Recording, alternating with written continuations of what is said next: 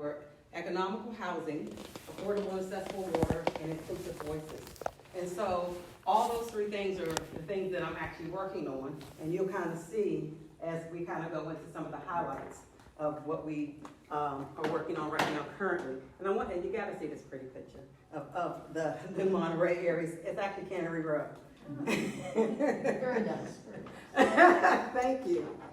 And so, in looking at it, it's been really fast-paced. We got voted in November, and immediately they were like, okay, we got a meeting because we got to get somebody in for the empty seat, so we have to meet immediately in December. So I didn't have time to even catch my breath. And holiday included, it was like I was traveling and trying to be at the meetings and doing all that stuff because it was Christmas time, and I was going to try to see my granddaughter and my son, and I'm sitting up there in the corner, and they got the tree and they're going through all that stuff, and I'm like, yeah, I hear you. So my first 100 days have been making sure to make it fit, right?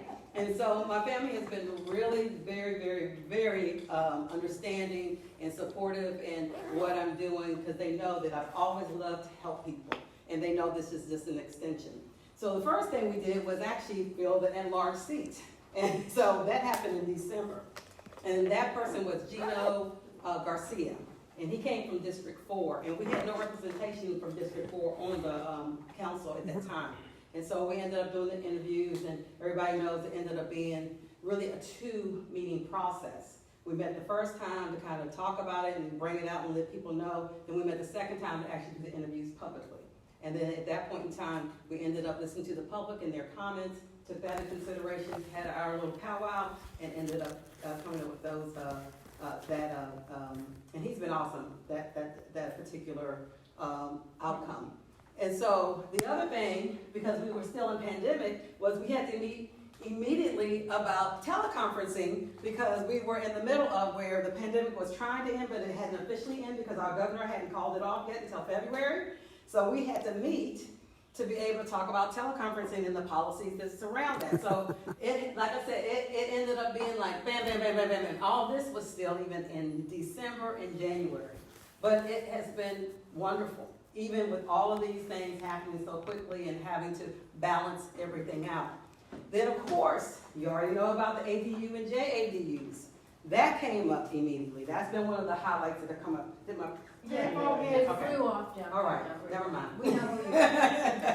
And so the ADUs and JADUs was about description because we knew, because of the state legislation, that it wasn't about whether you would have it, it was about what's that look like, what's the description, what are going to be the parameters. And so we started talking about what the parameters are going to look like. And so that happened. Then basically they had already started with the CHS, which is the Community Human Services, where we had got a grant for $72,000 to get the Schumann Heart House, which is emergency housing, and I think it's about 47 beds that's going to be in that one. And that is located, well, will be located on 600 East Franklin Street. And so that had to happen. We had to give permission for them to go into the contract, to get the money, to bypass to us to go into CHS so that they could be able to start working with the contractors to get it built. Then after that, we started dealing with the opioid litigations. And we started approving participation in the nationwide opioid fight in the different settlements because it's become a national issue where every city is fighting to try to be able to see how to help. So we ended up signing our names to it and saying, yes, we are for this. Let's see how we can be able to help our community and help everybody to stay safe. So we ended up meeting and approving those things. We executed a loan, gave permission to execute a loan with MidPen. I think some of you were at that meeting when we were talking about for affordable housing project that's going to be at 587 and 593 Van Buren and 424, 450 Madison Street. That's the ones that they were talking about before, but then we went on and approved it, and MidPen is already working on it. They gave an open house for people to come to see what the open house, so that they could see what the actual structure will look like. And I went to that. That was amazing. They have it to look really nice, and that's what we wanted to make sure that it was of quality. So not just affordable housing, but quality affordable housing. and it was beautiful, even like a little courtyard in between. It was, I'm gonna have questions at the end. Is there something that you wanna ask right now? Yes, how many units is it? That's about 40-something units as well. Because I remember when I asked, it's about 45 to 47 is what I want to say of units of the Mid-Penn one. So the way they have it, it ends up not only having that part, but they have like playground for the kids and all that, like inside of that little court area. And then they have they have like, what is it, the 1 story, and mainly all of them are 1 story, but then they have 2 stories. So that's the highest. It's not like it's real big. It's like, 1 story or 2 story. So really very eloquently done by Mid-Penn. I was pretty impressed of how, what they did with that. And then of course, part of the biggest highlights, of course, was the small cell towers. You already know about that. And the 100-foot, 100-foot and not 100-foot, 100-foot and not 100-foot. And going back and forth with that with many, many, many, many meetings and many readings. And we ended up, of course, getting that approved for the 100-foot. And then the cruise ship, of course, that was a big one as well, that ended up coming forth. And you already know, I was one that didn't feel like that you don't punish everyone for the wrongdoing of one. My motto was like, make an example, let them know, put the parameters and the structure in so people know what you expect, and make sure you enforce it. But I didn't believe in sitting up there saying, okay, nobody can come because one person, the Princess cruise ship couldn't do what they were supposed to do. So that's how I voted on that. So this is just some highlights in the first 100 days, okay? Believe it or not, right? And it's been, I know this sounds crazy, Bob, and you may want to have me checked in a little later, but it's been fun.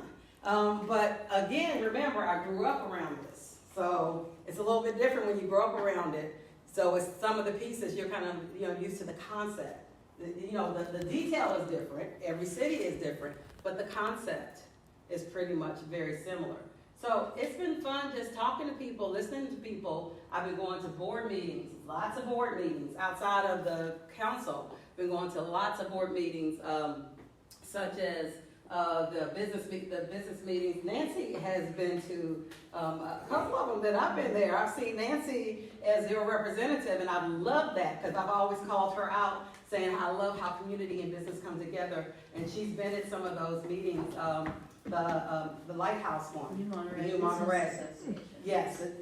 And then Cannery Row, and then also working with Regen on their board.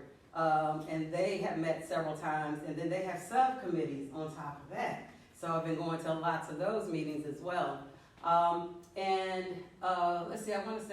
Those two, Regen, there's one more, Seawater Basin. So I've been going to that one as well. So staying very, very busy, doing a lot of reading.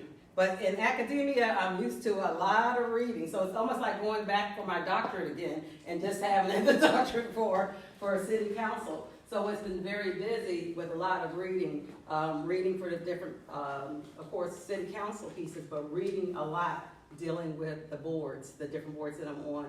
And then I just had what I ended up starting. Let me, before I jump to that piece, this is part of moving forward, but I don't want to tell you about that part until I get to the end. So moving forward, we talked about what my campaign, what I said. We talked about what we've been working on, and as you can see, all those things line up with the housing, lines up with the water, and lines up with inclusive voices. And moving forward, of course, we are working on it very diligently and waiting for all the results coming back from you all from the survey about the housing element of the 3654. We have to have that by the end of this year. We continue to move forward with CalAm agreement. We were one of the ones that encouraged CPUC to be able to push CalAm to at least, acknowledge the agreement and say something and not just keep, having it to be drawn out. And we worked with Monterey One Water with that as well. We continue to move forward with the rental registry. That just got started and seeing how that's going to actually develop and waiting to hear back from everyone else of how that they want that to look. talk with other cities and seeing how theirs are going and talking about how we can be able to move forward with excellence. And then continue to work with the community and business balance. And because of that, I end up having, this is what I want to tell you, Kim Talks. And I don't know whether you know about it, but I started it and I told everybody back in February that I was going to start having a place where I am monthly, so you have access to me, not just when I'm coming to here to speak, but at any time monthly. So, except for November and December, because I'm going to be traveling with my kids at some point in time to see my grandchildren, well, my grandson, my granddaughter. Maybe I have a grandson coming. I keep wanting to say that. I keep wanting to come out. I got to pay attention to that. So anyway, and they're called Kim Talks, and it's really not me talking, it's me listening, but just for a catchy name, it's basically so we are able to have conversations. And so the first one, and what I do is I have them in different places, in New Monterey and Old Town. And so far, they have been in New Monterey.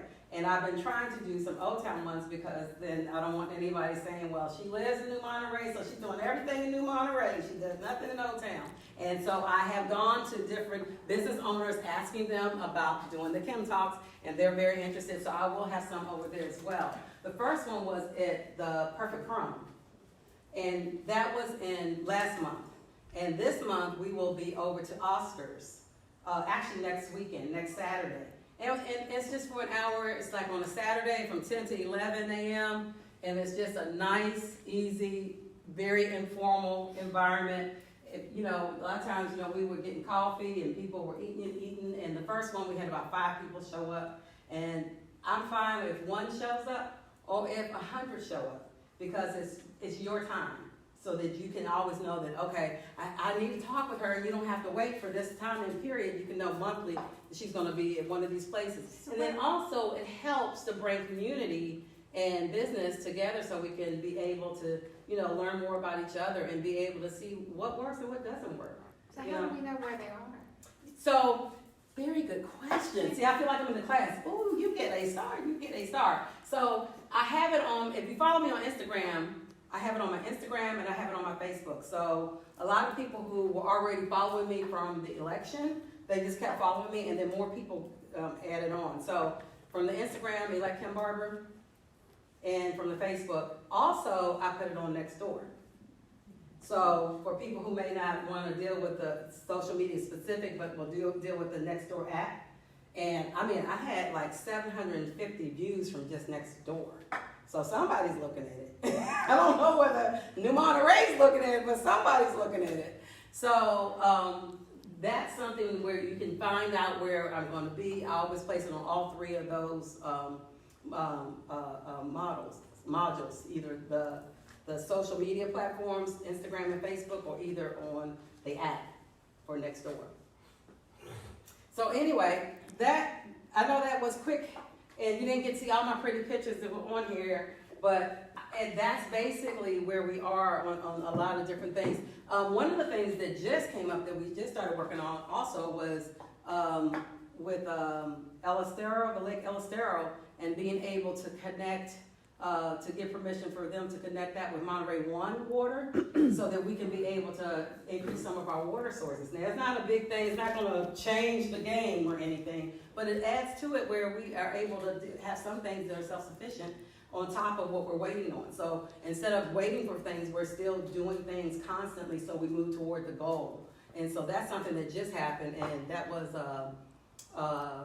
it $1 million toward them doing the connection of sending it to Monterey 1 water so that it can be cleaned and be able to be used. Can you explain, by sending the water from Lake El Estero up to Monterey Water 1, which is our sewer plant, what water replaces the water that gets sent out? It's rainwater runoff. So, Exactly. so it's runoff. So, Excess. so right now, any excess is just flowing out to the ocean? Yeah. Exactly. Got it. Exactly. Woo, somebody's been studying. But no, exactly. It's just the runoff so that we can be able to capture that and be able to utilize it. So anyway, that was another plug I just remembered because we were just working on that like a week or so ago. But anyway, so constantly the first 100 days has been very busy. to say the least, but it's been good, you know, learning and just constantly learning, constantly listening, and being able to help where I can. Now you're gonna please everybody? No. If you please one person, you're gonna disappoint another. I mean, it's just life. I mean, that's how it is in a family. Can you please all your siblings? Can you please all your children? No. Somebody's gonna be mad, right, when you make a decision. So my thing is always to be able to listen to everything and then to be able to research to make those decisions. Because I think it's really important to hear what you have to say, just like today, when we had the study session. That was one of the biggest study sessions I've seen. It was standing room only, and people were outside, even standing. And it was dealing, well, of course, we had Public Works where we had some accolades we were giving to them, but mainly everybody was there for the Sports Center. And so, you know, just seeing people, I love to see you all come out and be able to hear your voices, because that's the only way that we're going to be able to know, you know, how you feel about certain things. Or, I mean, it doesn't mean that, oh yeah, it's gonna go, but the more you come out and talk and encourage others to come out and talk, the better. That was beautiful, that what happened today, and listening to all the stories and different approaches. Some people had different stories, some were similar, but some people had different stories that actually made a difference in being able to look at the situation that we have to be able to make a decision on. And of course, right now, today, it was just a study session, so no decisions were made, but everybody coming out was very helpful, very helpful. So, questions? Do you participate in the city council agenda for meetings? Do I participate in it? Do you help them form the agenda for city council meetings? No, that's not what the city council doesn't actually form the agenda, the staff does. So we may input into, like, if somebody on the council wants to see something on there, it's a certain process that we have to go through to give to staff, so the staff can be able to put it on there. Doesn't mean it's gonna be put on right away, because they usually already have an agenda items that are on, unless it's something that's emergency that has to be put on an agenda. But no, we don't participate in doing it, that's the staff that does it. So it comes from the city manager. Does the city manager work with the mayor to form the agenda? It comes from the staff. So from the city staff, they do work with the mayor, yes. And so it's not the mayor specifically just saying this is what we're gonna do. It's a collaboration of the staff saying, these are the things we've been working on and we gotta move forward. Because there's some things that have already been in the pipeline that have to continue to move forward. So the staff, of course, know that because they're working on it. So they'll talk with the mayor. That's why I say it's a collaboration of the staff saying, okay, these are the things we were working on that you guys told us to work on, or it was already being worked on even before we got there, and we need to be able to know some direction on this, or we need to be able to report on this, or we need to be able to, because sometimes it's a report of us being able to get back, or it may be a draft, because they're always working on the different ordinances or policies, and they have to come back with different readings. So the readings automatically just go on. So it's not gonna be something of where it's a collaboration, because you have a timetable where you're looking at the different drafts. So one last bit of that. Mm-hmm. In your 100 days, do you have something on your mind that you want to bring to the council to be on a meeting agenda that may affect New Monterey Old Town? I won't say that anything specifically. I've asked about how to get things on agenda, because I do have some things that I want to get on the agenda. One of the things actually dealt with when we were in the storm, and PG&E had New Monterey. We were affected in a very massive way. I mean, I don't know about you guys, but our house, we were without electricity. Our food was gone, the whole nine, for about 5 days.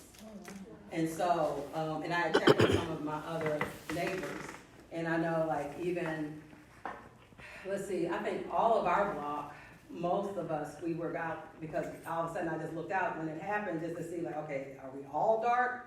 Or is it just, and it was certain sides? And so then when I would talk to a lot of you all, different people, at different times when I would see them out, I would say, how are you guys doing? Like if I see them in the store, and we were being affected, then I called the mayor and was telling him what was happening on our side. And it was just ridiculous. Like 1 minute, like I remember telling my husband, like, oh, they're back on. He was at work. He's like, oh, they're back on. And then I literally, 5 minutes later, I was like, they're back off again. It was crazy. And you couldn't, I couldn't work. I literally had to, like, go to the office And I would literally stay there for amounts of time. So with that, I had talked to some of the businesses, and I had talked to the mayor about having a letter written to CPUC and to the, not to PG&E because they're not gonna do anything, but to CPUC and I think the governor, about the disappointment and how that was handled. And being able to know that, a lot of times they were saying that people were getting reimbursed. They were $25. Well, it's all on our mind, that's a good point, but the city has the PG&E money that they've been accumulating and using in other places to underground our power lines. We Right. want to get our power lines undergrounded here in New Monterey, Yeah, we've been talking about that. That's already on the list for the agenda. so you're willing to push for that? Oh, definitely. Because the money's there, it's Yeah. being used on Del Monte instead of. Yeah, but no, I have no problem pushing for the underground. I've been talking about that already, but that's already gonna come up because it's come up many times and we've already had that conversation. And we definitely wanna see it. And one of the things that we're trying to do is like every time people start to do construction, we wanna be able to see where that's part of it. So that you won't have to be able to do, one and done as opposed to having to go Okay, back and re-dig. This pressing you a little on what you think about we need here in New Monterey. Yeah. That's part of the learning too. That's right. I love it. No, but I still want to push PG&E and how they responded. That has nothing to do with the money. Yeah, I want to be able to. There should have been a better response. It should have been off, and then they kept. I don't know about you guys, but I get the little alert, and they kept saying, "Oh, it was a mechanical malfunction. It was some sort of box or something that kept going out." And I'm like, okay, well, why are we having this issue of getting it fixed? So it's all of that's on my mind. I still want to be able to, because there were a lot of our businesses, our businesses suffered. A lot of them, some of them, most of them were able to keep their food okay because if they had the big freezers, a lot of them suffered and lost a lot of money and food. And so, in the community, a lot of us, a lot of people, they had sicknesses and ailments that they couldn't, continue to go. They had to go somewhere else because they were on a breathing machine. It was a lot of different other things that I feel like could be done better. But definitely undergrounding the wires, that's definitely on my list for sure. Because I think it's just safer. Has PG&E given an answer as to why the back and forth? Because my sense is that once it goes down, there's a lot of stress on the system when you reload it up again. That makes other parts fail that are old. Mm-hmm. So maybe there's something we can't do about it, but have they come back with an official response as to why that happened? Or? No, they just say, you can just go to our website and. Yeah, how are you gonna do that? Yeah. That was the thing, is you can go to our website, it was like, and then when I asked other people, because I was like, well, maybe, I'm not seeing the right thing on the website, because I kept seeing about this $25 for this reimbursement. I was like, surely they're not thinking that if someone, lost all their food in their refrigerator or whatever, the $25 is going to, I don't know about you, but when I go to the grocery store, I don't know what I bought if it's $25. And what I got said, if you're out more than 48 hours, I think I was out 47 and a half hours. That's how we Yeah. were out 47 and a half. Yeah. Really? Yeah. That's probably How did that happen? Kind of magical, huh? Yeah. Yeah. I think it was strategic. So Yes. I'm curious really quickly, because Nancy, you know where you and I are. So did yours didn't go out and come back on and go out and come back on It for like did, 4 or 5 it did a days? couple times, but the 47, no, not for 5 days, and I'm right around the corner from That's you. why I'm like, Mine- that's why I wanted to ask you that. Mine was the big period, and it went on Right, I remember a that. couple times during it, and then I was okay. See, and Where that, a lot of people were No, not we weren't. okay after that. and see, I think that was the thing that was like, there's no rhyme or reason. She's right by me. Yeah. You guys, she's right by me. And so it's like, if it was like one of those things where, she should have been experienced, or I should have had the same thing but we didn't. Everybody was different, and even on our street, It's it was switches, different. they're But doing it's something okay. with switches, different circuits. Oh, okay. Think about all the trees that came down. Yes. You had to deal with that too. Yes. That was a lot of it, depending on where you are. Well, they had help.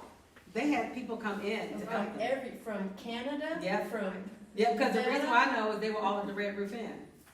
Because everybody was on that side of Monterey near Seaside trying to work because you couldn't get a signal to do anything.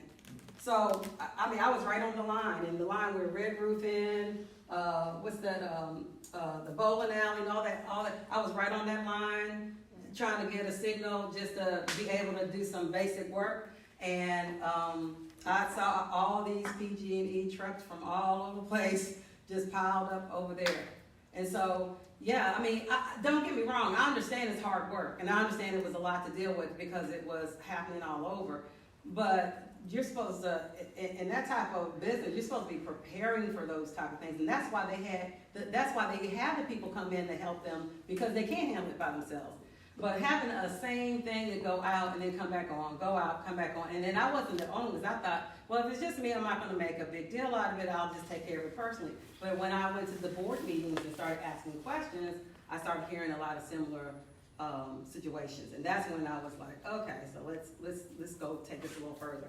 So to piggyback onto that, the trees were really the issue. I mean, the winds that brought the, you know, very, very old and decrepit trees down. And I'm a realtor. Over and over and over, I've heard, you know, people would call the arborist out, and the arborist said, sorry, that tree couldn't come down. And then that tree ended up falling and creating damage. So is there any talk about possibly revising our tree ordinances or looking at them more realistically now, right? You have a new arborist in town. You know, I'm on the Parks and Rec Commission, and Yes, so she is. the new arborist has been in place for about a year. They're actively cutting trees. I think there's the understanding that these trees have a lifetime too. Absolutely. And so they are cutting, permittings, or they're getting permits now. It's a lot easier than it was.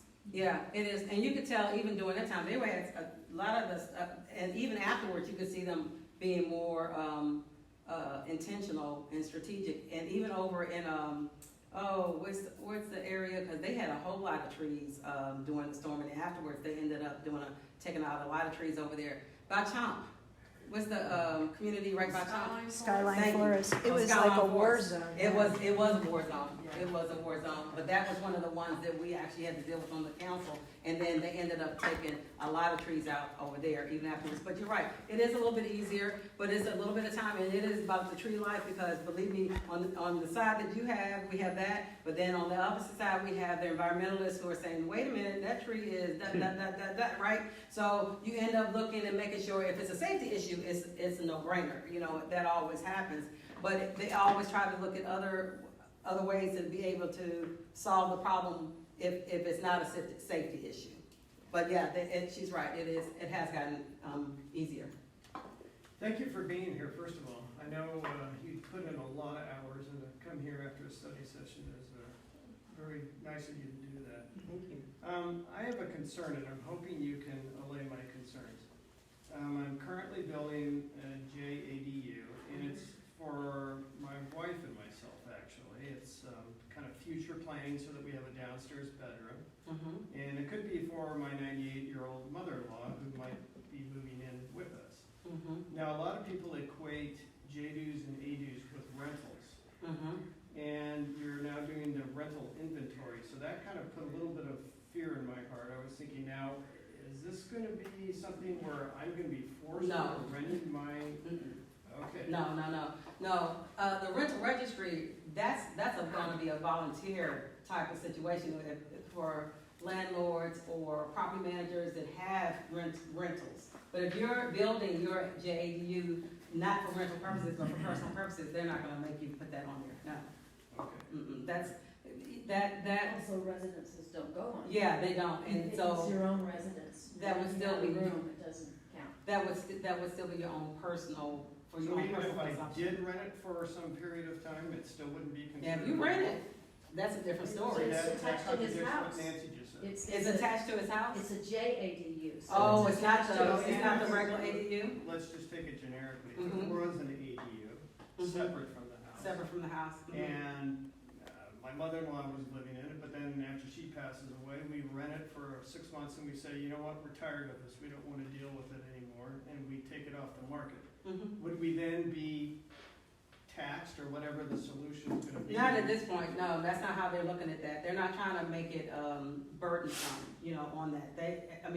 when they're looking at filling the housing element, they're not trying to utilize, intermediate type of rentals that you're talking about, because really it sounds like you're having it for your own personal use first, and then in between, you might rent it. Well, if you rent it, it's up to you at this point, because it's a volunteer thing, whether you put that on the rental registry for, others to know about it, so that if they want to rent it, that they can contact you. But if you choose not to put it on the rental registry, at this point, there's nothing, but the rental registry is just being, built. So at this point, everything is volunteer. It's not gonna be something where you would have to do it. I think the state is SR1, you don't have to. Yeah.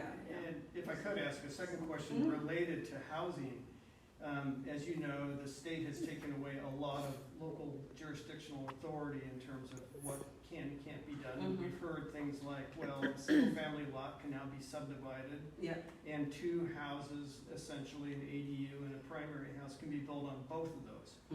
So I'm picturing, when water is freed up, potentially real estate investment companies moving in, buying up lots, doing just that, leveling the house, subdividing the property, building 4 structures on this, and at some point in the future, we could be living in a world where it looks like apartment houses Concrete in single-family residential neighborhoods.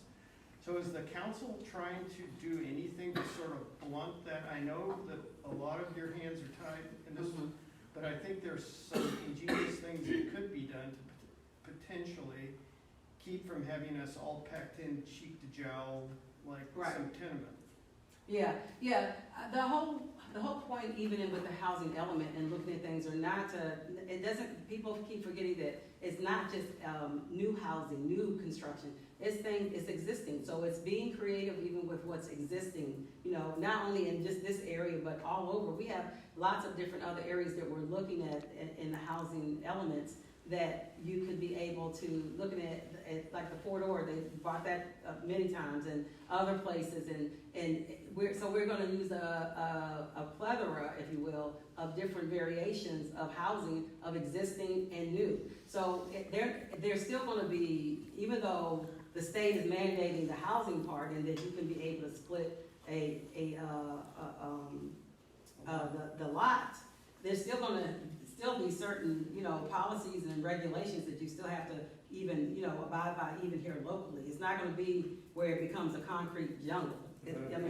That's what we're trying not to do. We're trying to look at more creative ways, existing type of structures that we can be able to turn empty buildings that are, in different areas into different types of, because remember, it's modern. For most of you all were here for the housing element when we did the presentation. It's a variation. So you have a variation from low to moderate to high that's going to be of that 3654, and a lot of that can be what's existing. But you're addressing the RENA. I see it as 2 separate questions. There's the RENA, which is the low, moderate. Yeah.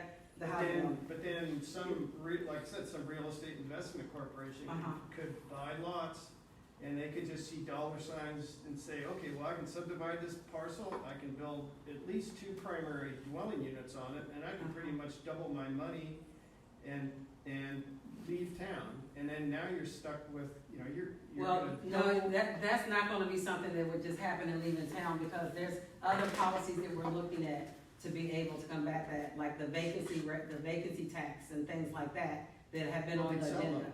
I'm sorry? They would sell them. Well, the fact is, if they sell them, at some point, even a person could, they can even rebuild that to be 1 unit. A person could still change their back. You'd have to buy 2 lots then to change it back. No. This is talking about Yeah, you wouldn't have to subdividing buy lots. 2. Yeah, but you wouldn't have to buy 2 lots to separate it back. Unfortunately, you can't stop that except at the state level. The governor's done that, and up until July, out-of-state money could come in, buy any house, any lot, and they could split the house in 2, add an ADU, and convert the garage, so they get 4 units. And it was a big investment thing up through July. They were allowed to do it from out of state.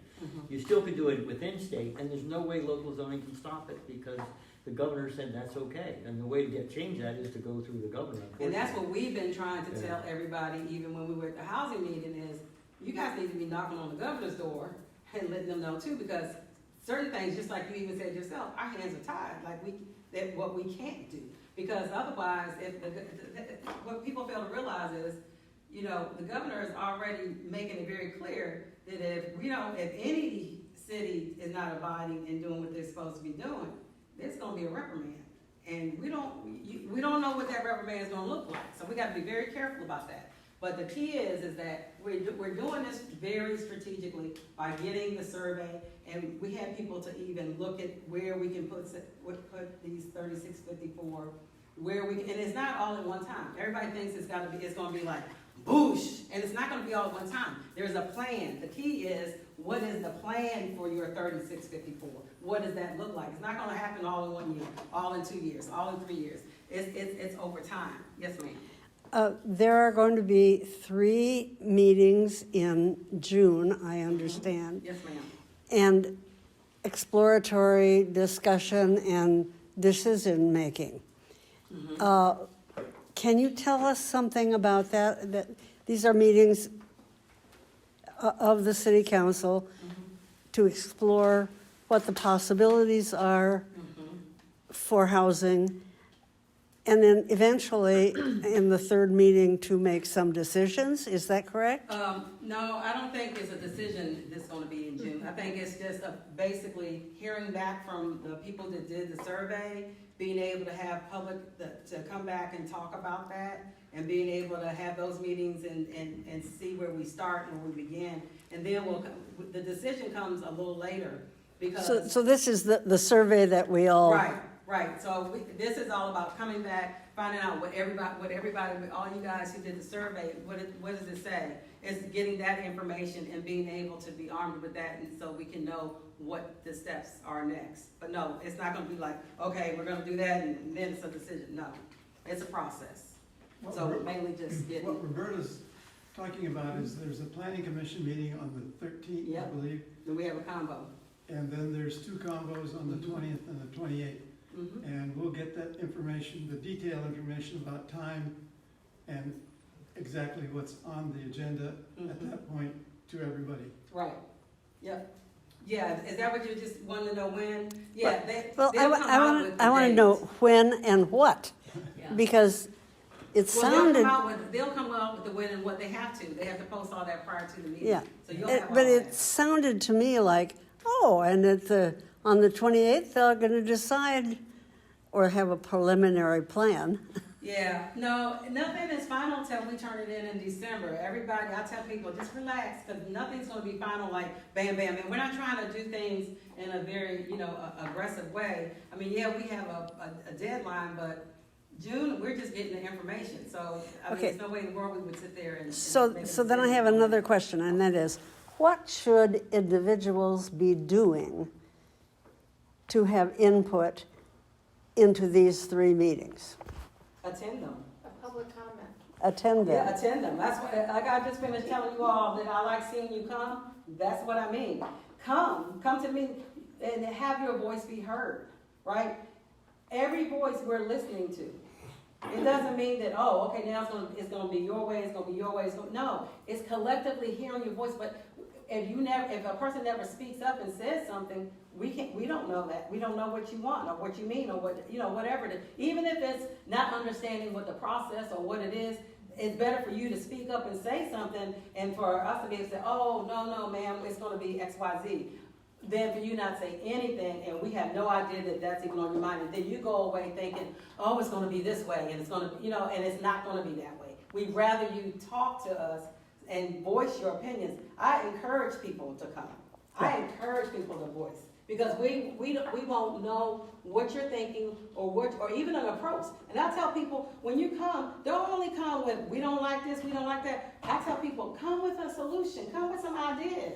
We're open to those ideas. Now, some ideas may make sense, and some ideas may be feasible and you can do, and other ideas we may not be feasible where we can do it. So I always tell people, when you come, say, okay, this is a concern. I'm looking at this, but then say, what about doing X?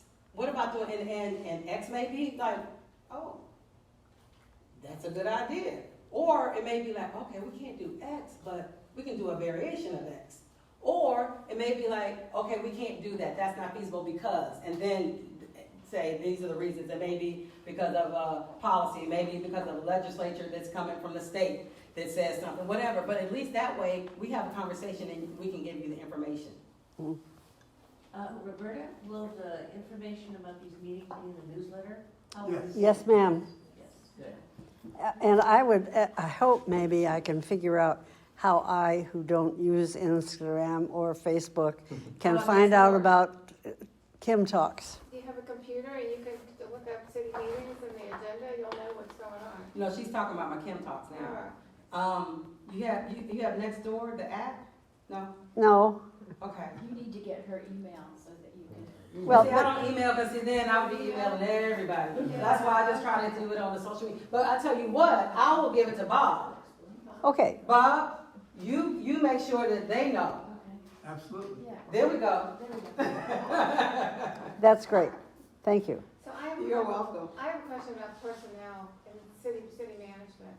You know, Mhm. with the pandemic, a lot of things got cut. Some departments got cut a lot. I mean, you heard Yeah. about that tonight.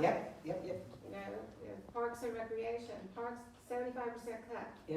Those people aren't coming back yet. Yep. What's the plan? I mean, how is it being determined who gets hired? Is that only in the city manager's hands? Or is it? So, my understanding is it shouldn't be only in the city manager's hand, because HR has to be a part of that. I thought that he was given the authority though to approve or disapprove any position. Well, I'm not sure, I haven't heard of that. It'd be worth looking at that, I think, because Yeah. that was the big concern with a lot of those people. Yeah, I haven't heard about that. I've heard that HR was gonna go through everything, go through all the other, even tonight you heard, them talk about, the ones that were, laid off during, pandemic, that they were gonna try to go back to them first and then go from there. That's what was said tonight. So I'm not aware of just the city manager having that authority only of saying yea or nay. But there's 3 departments that got cut, Right. 75%, Sports, library, parks, museums, and library. and Parks and Rec. Yep. And everybody else was a 10% cut. Yep. And so I'm just curious whether the 10% cut departments are getting their people back sooner Right. than these other departments that were really cut back. I don't know. I can't say on that one, because we are still working through that, because we're still even approving the budget. So once we approve the budget, that's gonna answer who's gonna come back.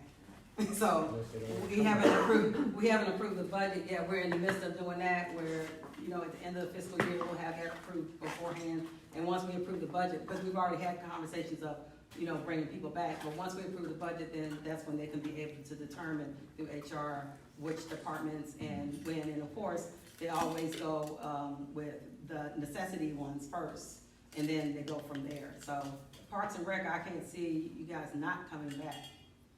So, yeah, I can't, I mean, because it's starting to, and especially with the conversations that we had tonight dealing with sports, the sports center, that's right under, under her, Yeah. of Karen. Well, Karen, So, but I know, yeah. and I know that, it's just that Mhm. trying to convert it to a for-profit business, I think is the wrong model. And I'm hoping that message came through.